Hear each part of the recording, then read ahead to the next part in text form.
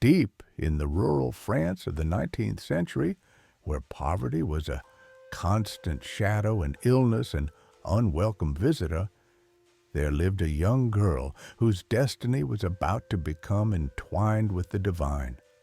Bernadette Soubirous, a child of fragile health, chronic asthma, and a life marked by scarcity, had little idea that her humble existence in Lourdes was about to defy logic and inspire millions. Amid the misery of the cachot, an old prison converted into a home, her innocence shone, a poignant contrast to the deprivation that surrounded her. Gathering firewood was not a luxury, but an urgent necessity, an act of love and duty toward her family, a daily ritual that led her through the outskirts of the small town. It was a cold February morning in 1808 when Bernadette, accompanied by her sister and a friend, set out for the grotto of Massabielle.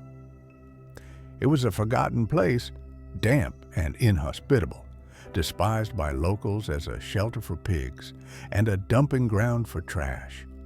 But that day, fate had traced a different path for the young girl. While the others crossed the icy stream, Bernadette hesitated, her asthma making the freezing water a threat. Then, as she removed her stockings, a sound made her lift her gaze. A gentle wind, though the trees around remained still, preceded a vision that would change her life forever. In a niche in the rock above the grotto appeared a luminous and mysterious figure. The lady, a deep fear, strangely mingled with an irresistible fascination, seized Bernadette. The lady, dressed in immaculate white, with a rosary hanging from her arm and golden roses on her feet, smiled gently. She did not speak, yet her silence radiated such profound peace that Bernadette's initial terror dissolved into awe. Instinctively, the girl took her rosary and began to pray. A simple gesture the lady followed with a smile, making the sign of the cross.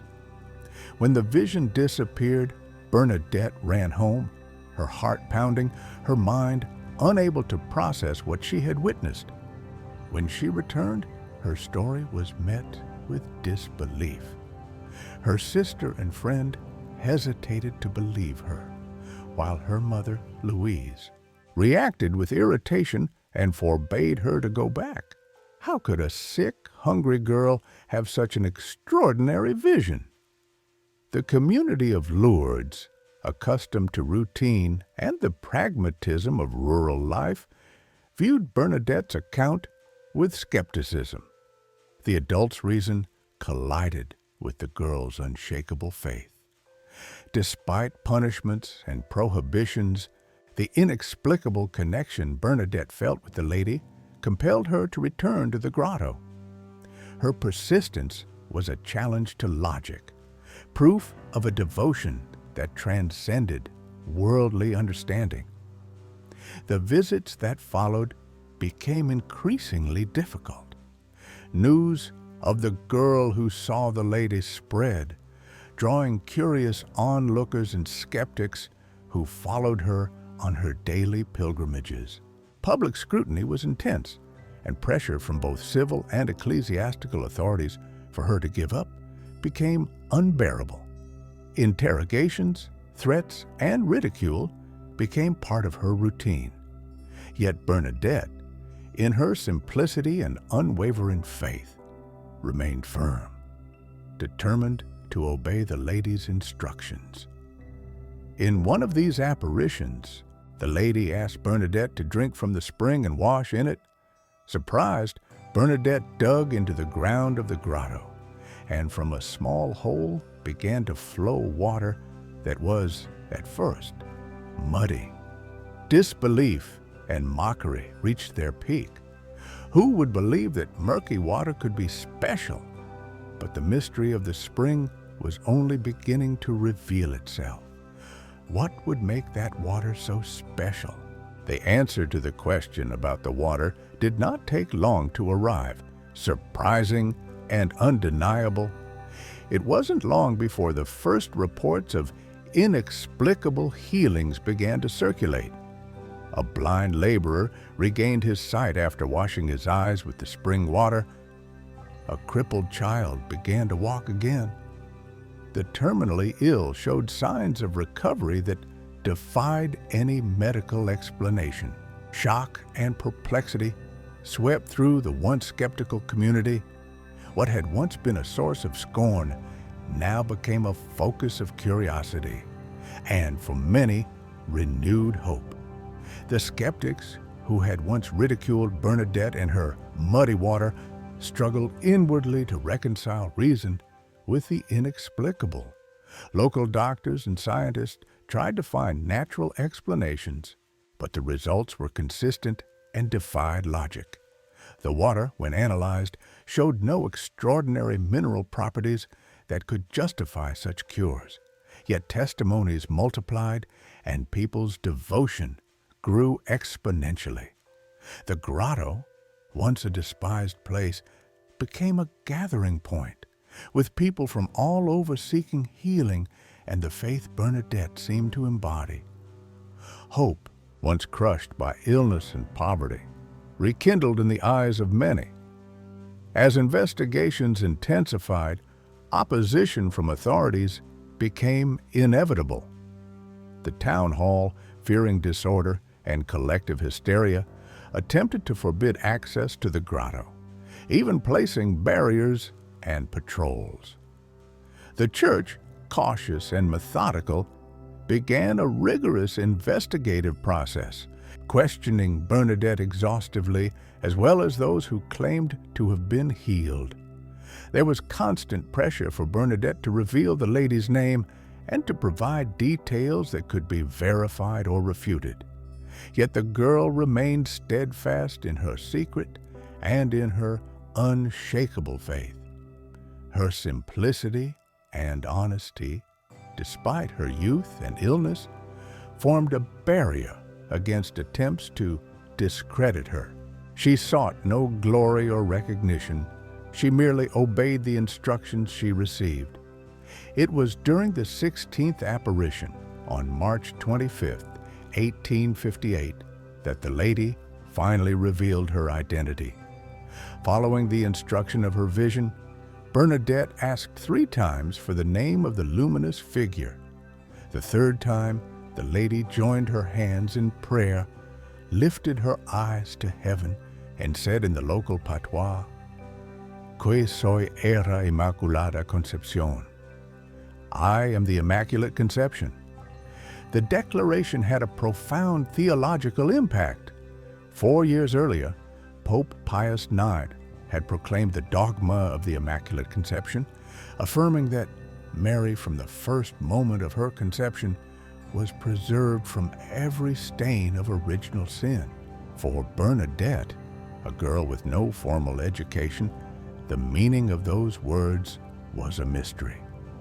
She did not understand the theological concept, but she obeyed faithfully, repeating the words to the local parish priest, Father Peramale. The news shocked the clergy and the community, for it seemed unlikely that the girl would have known such a dogma. The messenger's simplicity contrasted with the depth and relevance of the message. From that moment on, the transformation of the grotto of Massabielle was irreversible. From a forgotten, inhospitable place, it became a global center of pilgrimage. Faith and hope drew crowds who came seeking healing, peace, and spiritual renewal.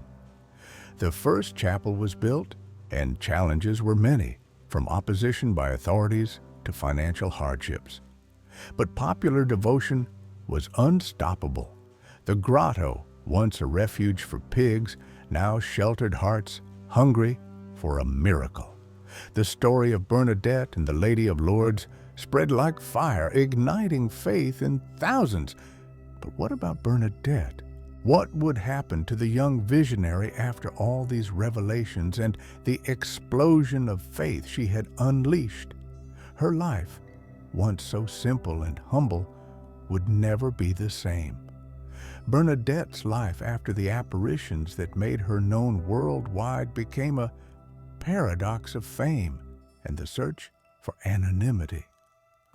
The girl from Lourdes, whose simplicity and faith had touched millions, suddenly found herself at the center of attention, a heavy burden for her humble soul. To escape the notoriety that suffocated her and to dedicate herself fully to God, Bernadette entered the convent of the Sisters of Charity of Nevers in 1866. There, she hoped to find the peace and obscurity she longed for, far from curious eyes and endless questions about her visions. Yet, even within the convent walls, Bernadette's fame preceded her. Despite her sincere desire to be just another sister, the visionary of Lourdes could never entirely escape her extraordinary past. She was assigned humble tasks, such as nurse and sacristan, and her physical and spiritual trials did not cease. Bernadette suffered from chronic asthma and bone tuberculosis, illnesses that would accompany her entire life, causing intense and constant pain. Every breath was an effort, every movement a torment, and yet she accepted her suffering with remarkable serenity, seeing it as a form of union with Christ, an offering to God. Bernadette's dedication to religious life and to serving the sick was unquestionable. She treated every patient with the same compassion and love, regardless of condition or status. Her faith was not merely a mystical gift, but a daily practice of charity and humility. She carried the weight of having been Lourdes' messenger, yet she never boasted of it. On the contrary, she often felt inadequate and unworthy of such an honor. The convent sisters, some jealous, others genuinely admiring, witnessed her patience and her ability to radiate love even amid pain. Her acceptance of suffering was not passivity, but an inner strength that drove her to live each day with purpose. Her illness progressed inexorably. Her final years were marked by increasing agony, but her faith remained unshaken. On April 16, 1879, at the age of 35, Bernadette Soubirous died, exhausted by physical suffering, yet serene in her soul.